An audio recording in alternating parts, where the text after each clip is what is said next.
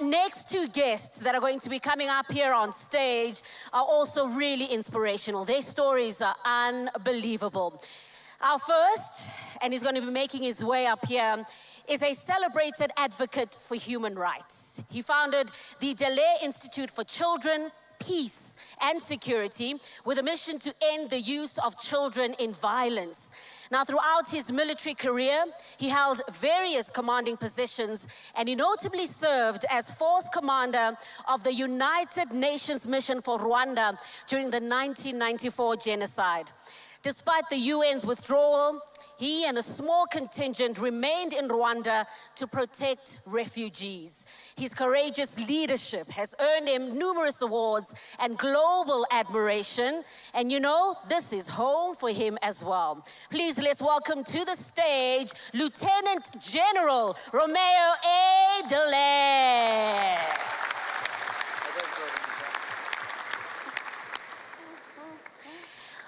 Now, also coming up on stage is a Sierra Leonean author and human rights activist known for his memoir, A Long Way Gone.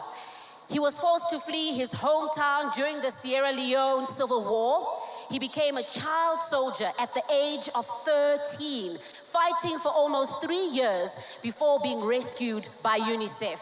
He eventually found his way to New York City, where he attended school and later graduated from college. His experiences as a child soldier and his journey to recovery have shaped his work and his advocacy. Let's give him a warm round of applause as he comes out here on stage, Ishmael Bear.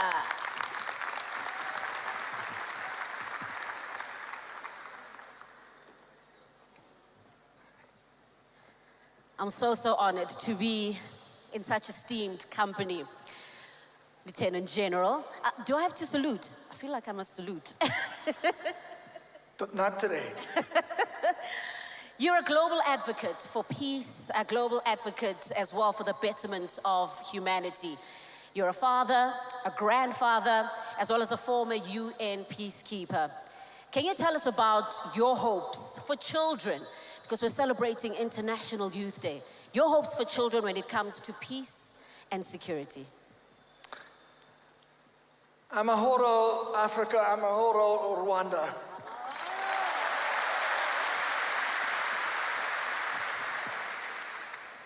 Excellency, Masai, my colleague, ladies and gentlemen, young ladies and gentlemen, future giants of Africa, I salute you.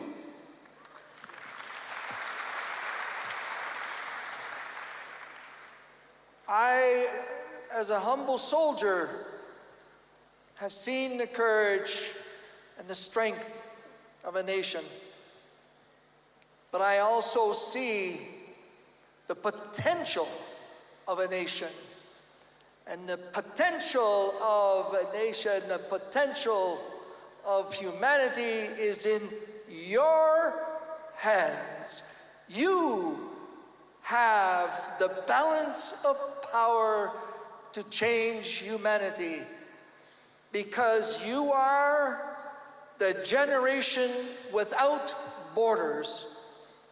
You communicate globally, real time, and you are able to learn to see, to touch, to feel the future so much faster than any of us have ever been able to do.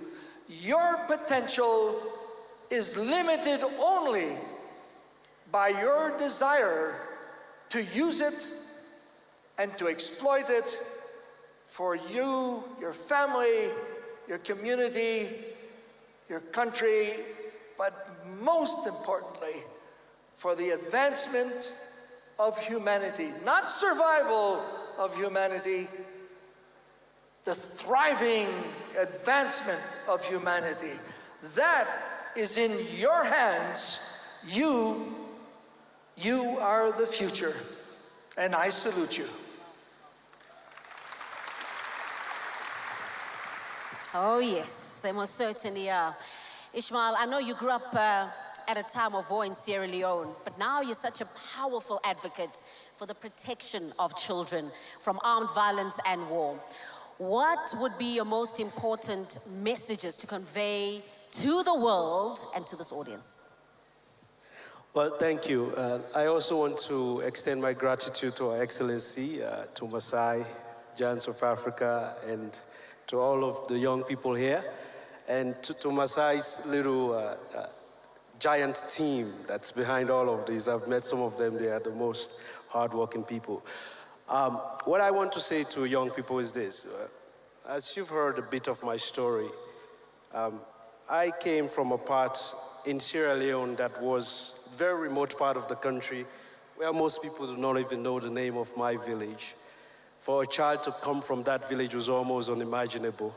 And also to come from that place during the time of war was equally, unthought of. Nobody thought that was possible. But when I came out of that war and I found myself, prolonged story, in the United States, I thought to myself, opportunities come with responsibilities. So I decided to dedicate myself to put a face to not only the experience, but to show people that what happens to you does not define your future. That you can change your life around drastically if you want to. So that's my message to young people here. Don't ever let anybody tell you it's impossible for you to achieve your dreams, or don't ever anybody tell you you are not intelligent. When I came from war, people expected a child soldier to be unintelligent, to not be able to form an opinion. But I knew that I was extremely intelligent, even though people doubted that. So I tried to change how that was done. And the way I did that is also that you are the one who can tell your story best, and you can determine where your story goes based on how hard you can work. And lastly, taking it back to African culture, I grew up in oral tradition storytelling, where we believe that stories are medicine that are poured into you to strengthen you so that you're able to deal with life and form a future for yourself. So I do hope everything that you've heard here today, for the young people, it's an additional medicine that you've received to sow your life the way you want to, unapologetically. So thank you. That good medicine, yes. General Dallaire, I know a lot of policymakers around the globe often forget to include the perspectives of the youth and young people, especially when they're making some key decisions. Now, this is despite the fact that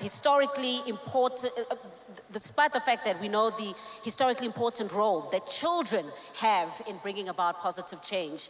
I grew up, born and bred in South Africa, so I know the role of the youth during apartheid. The youth were at the forefront of the protests against segregation. So how is it that we can encourage or empower young people to really think boldly about the future so that they can challenge the policymakers and also alter the course of humanity?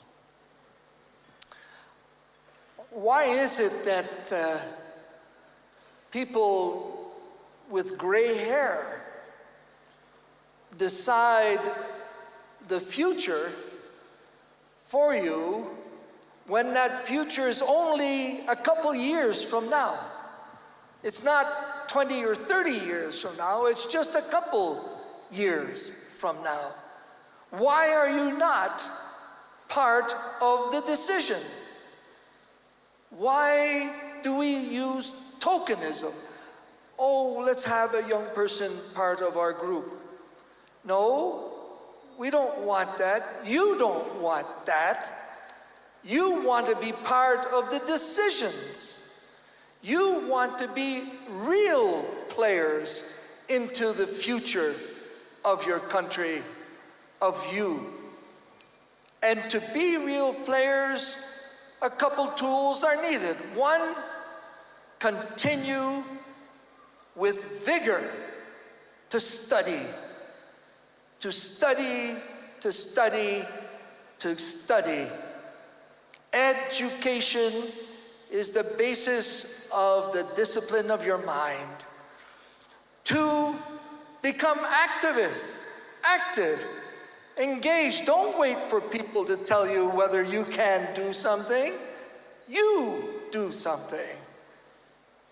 And it's up to us with the gray hair to have the courage to see that, yes, some mistakes will be made, but ultimately you will have the right solution for your future, which is only a few years away. Not 10, a few years. And so you are the potential not only of Rwanda and Africa, but you are the potential of humanity to see peace forever, and for all of us to grow happy, serene, safe, loving, for we are all equal. None of us, not one of us, is more human than the other. We are all human and we are all equal. So go and get that potential that you have and make it work. That's just a few words I have as a humble soldier.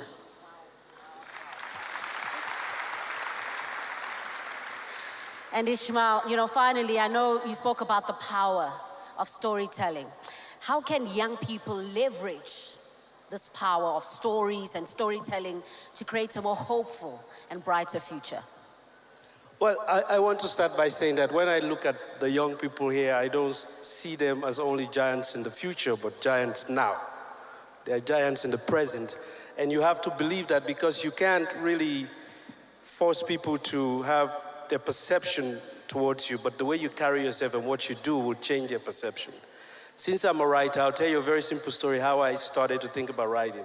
When I came out of Sierra Leone, out of war, I had nothing. You know, in fact, I was only lucky to have a passport that the United Nations had helped me get. And so when I was adopted in a family in New York, and I arrived and they tried to put me into school, nobody would take me into any school because I had no way of showing that I had been in school, because I come from war. So everybody said, well, we don't know. And I was telling them, well, English is not my first or even seventh language, but I'm speaking it so that I show something. Nobody believed it. So I decided to write an essay that was simply titled, Why I Do Not Have a Report. And that essay gave context to what my life is. And that essay actually gave me a scholarship to the United Nations International School. So they saw. So again, if you change people's perception by how you bring wisdom to your experiences, but also how you repurpose what has happened in your life in the past, no matter how bad it was. In my experience, I came from extreme violence. But when I was in school, I realized I'd learned something from that violence. One was not to take anything for granted. Second was to be dedicated. I'd learned as a soldier, even though I was dragged into it in a difficult way, to be very disciplined. So when I was in school, I thought to myself, listen, how do I reapply that? So I'll go to the library, because I hadn't been in school for many years, and say, I will sit there and I would not move, just like I was a soldier, and I will read 4 books before I leave the library. And I'll be able to do that. Now that dedication I had learned through something considered horrible. How I'm effective as a writer is because as a soldier you learn to observe people deeply. So when I want to write characters that are effective, I observe people deeply. Again, I repurpose something that I'd learned in violence. So for all of you, that's what you can do. That's what I do. In my advocacy, that's what I do. I constantly give context to people's lives. We come from this continent where people have various perceptions of it. But yet, look at the brilliance that's coming from it. You know, I mean, we have Masai as an example. We have a first lady. We have the president of Rwanda. So we need to tell those stories so people can stop looking at us as a place that doesn't have this incredible intelligence. But rather, it's always been there. We need to rebelieve it and show it to the world. So basically, yesterday they were interviewing me and I said, how do you think about African youth? We're trailblazing. We're setting the next agenda. You know, earlier you saw when Diamond Platinum came out, everybody, you can hear his music anywhere in the world, in New York, in Los Angeles, in Toronto. We are setting the agenda for the world. That's how you should think when you go out as a young person to conduct yourself. So when you walk in that room, you walk with purpose, with confidence, with the intelligence that's part of your DNA. You know, that's it. Wow, wow, wow. Let's give them a round of applause. Thank you so much.